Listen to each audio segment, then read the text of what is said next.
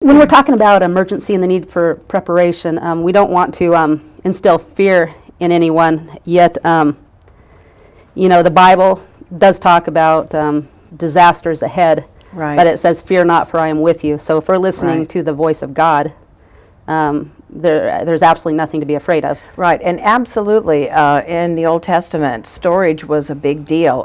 God had the children of Israel store every sixth day because they were not supposed to cook or do anything on the seventh day. Even the sixth year, the land was supposed to lie fallow in the seventh year, so they had to store up every 6 years for the seventh year. So storage was nothing that was unusual in God's kingdom. For his own. As a matter of fact, the famous story of Joseph, who was Right. able to save Egypt Right. by storing for 7 years, and Right. and I think that's really I think what people are hearing that right now. You had talked about are. Not just people that I've talked to, my friends, but Right. people that you've actually talked to, that churches Right. that you've heard about. Can you explain? Right. Just the most recent one, there was a gentleman that came to our church that has been speaking in churches all around the United States, and he just really had a whirlwind tour. Had spoken like at 30 or 40 churches in 6 weeks, and he said it's really interesting because he said the Holy Spirit is speaking the same thing to all of the churches, and he says now is the time to prepare. It's time for my own to prepare. Okay. And with that in mind, then, that's a good background of why we're doing this. Explain who you are and your workshops. Well, I'm Claudia Shaw. I have an absolute passion for emergency preparedness. I started getting interested in my early 20s. I started feeling a real need to be self-sufficient. And so I started gardening and reading books and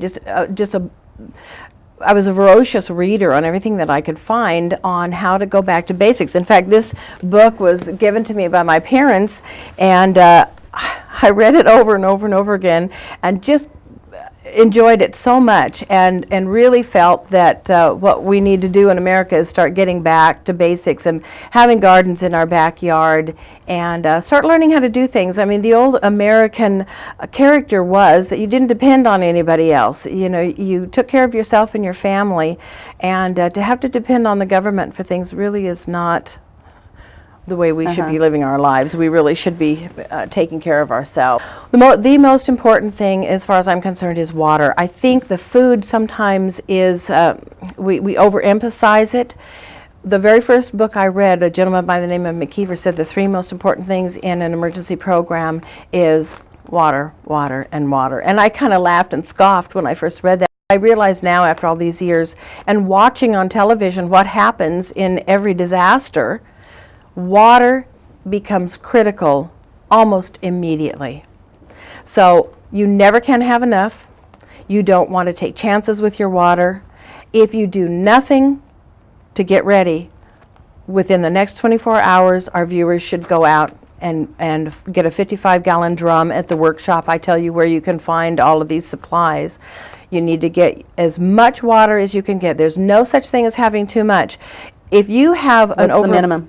I wouldn't have anything less than 100 gallons per person. Right.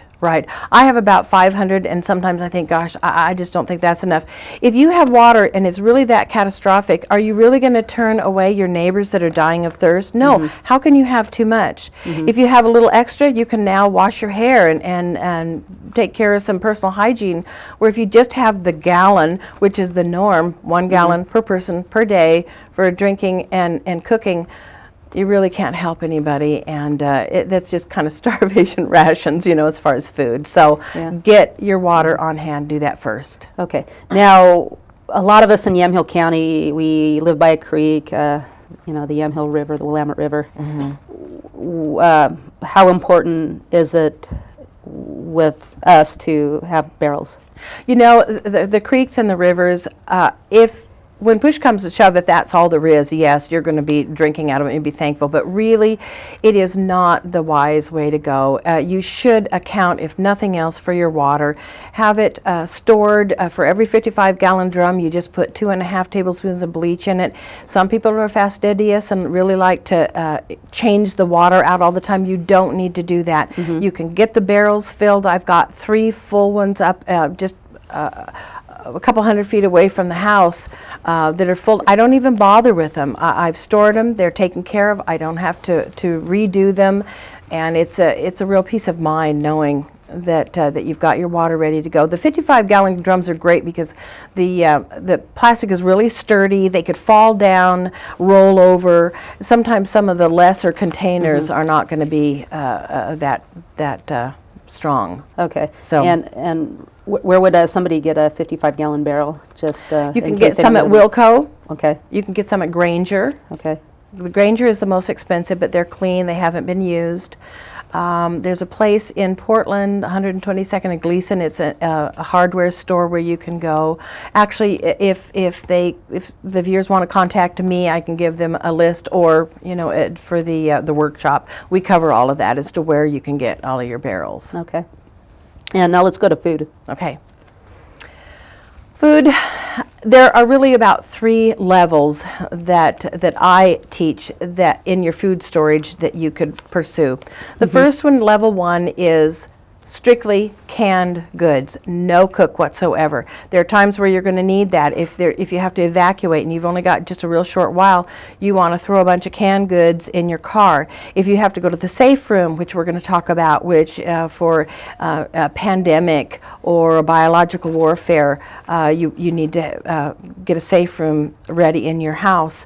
All of those are things that you would need for your canned goods. The second group would be dehydrated foods. If you have, and you don't have to have fuel and any kind of a stove to cook with your canned goods. They're expensive and they're not very nutritious. Those are the drawbacks. If you can, it's better to get dehydrated foods. All you have to do is boil your water. They're a tremendous amount of dehydrated foods now.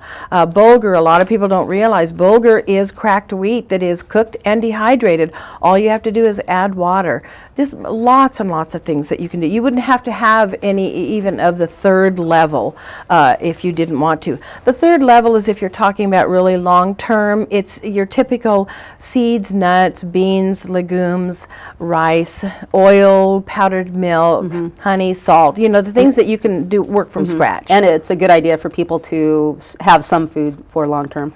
Absolutely. I recommend a year, but you know what? That's something that everybody has to determine for themselves. And that's one thing that we talk about in the workshop. I try to give families lots and lots of options so that if they really only feel led to store for 3 days, that's fine. But if they want to do for 3 years, I teach them how to store the grains with dried ice, and you can. It's a good idea. Okay. Hey, the camera is pointed to the food here, rice, oatmeal, and honey.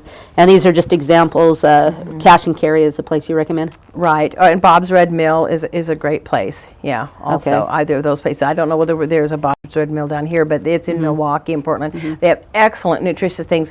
Cash and Carry oftentimes does not have whole wheat things. They don't carry whole wheat pancake mix and things. Their cornmeal isn't really doesn't have the fiber in it. But Bob's and for Red Mill long term, does. You need that nutrition, or you're gonna your Yes, body's gonna starve. You really should have it. And I wanted to mention the oatmeal really is just a near perfect food. If you have not started any food storage yet, or if you really don't have a whole lot of money, you can come and get a bunch of the oats. The oats store very well. You don't even have to put them in a bucket. You can leave them in the bag. Long storage of 5, 6, 7 years for your oats. They're very, very nutritious. But the really special thing about the oats is it's one food you don't have to cook at all.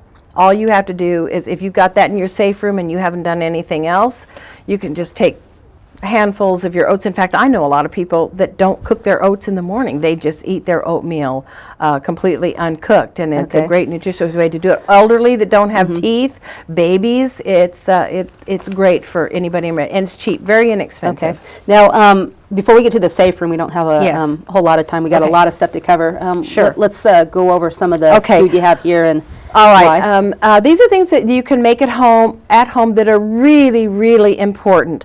When we talk about not having water, one of the first things that happens in addition to your drinking is sanitation becomes an issue. There's all kinds of illnesses that you can start getting right away, dysentery, all kinds of things, if you don't have a way of keeping clean. The sanitation is important. These are diaper wipes that you can make yourself. Get Viva towels because they are the strongest. You make a solution, 3 cups per every roll of Viva towels. You need 3 cups of water, 3 tablespoons of baby oil, 3 tablespoons of shampoo. You make these up as you go. For just 3 cups of your precious water, you have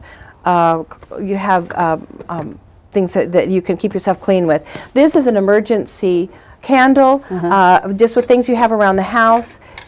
Take a pop can, cut it like this, you can just go grab a towel, just so long as it's cotton, cut off a strip, put a hole in the bottom of the can, stick it up, and just use any kind of oil, vegetable oil, olive oil is the best. Every 2 tablespoons of oil will run for 3 hours. No, every 1 tablespoon, excuse me, will give you a lamp for 3 hours. And for a long-term emergency, we need oil. Right. Anyway, so it's good for food and for candle lighting. Dual purpose. Okay. Over here, this is an excellent way of cooking rice and wheat berries, and you don't have to spend a lot of money. If you don't have money, go to Goodwill, buy a bunch of these, the ones that have glass inside. At night, boil up some water with what precious fuel you have. Put a cup of either the wheat berries, which take 45 minutes to cook during the day, if that's what you're going to do, 45 minutes worth of fuel. You put boiling water in here and a cup of wheat berries and some salt, close it up, and in the morning they're completely cooked. So if you hardly used any fuel at all, it hasn't cost you very much money at all either. Okay. Let's go down here. This is an alcohol stove. This is just a great right out of your oven. You can use anything as supports. I've used cans, but you can use books, you can use bricks, you can use anything. Get any size vegetable can. It can be the larger can, it doesn't matter. Get a roll of toilet paper, take out the center part of the toilet paper, and the object of the game is to make, when you squeeze the toilet paper, you want it to really press down into whatever can. So simply just roll off the amount of toilet paper that you don't need.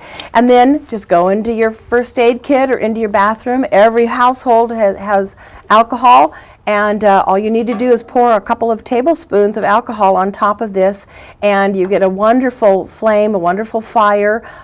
Every 1/4 of a cup will really burn for about 20 minutes. So at least for a few days, this is all you need to use. Very cheap. You can go to the store and buy 100 of those if you want, and only use that. Alcohol is a fuel that you can use in the house. Very few fuels are safe to use indoors, and alcohol is one of them. Okay. And did you want to talk about the masks before we get to the safety? Right. The face masks, absolutely a prerogative.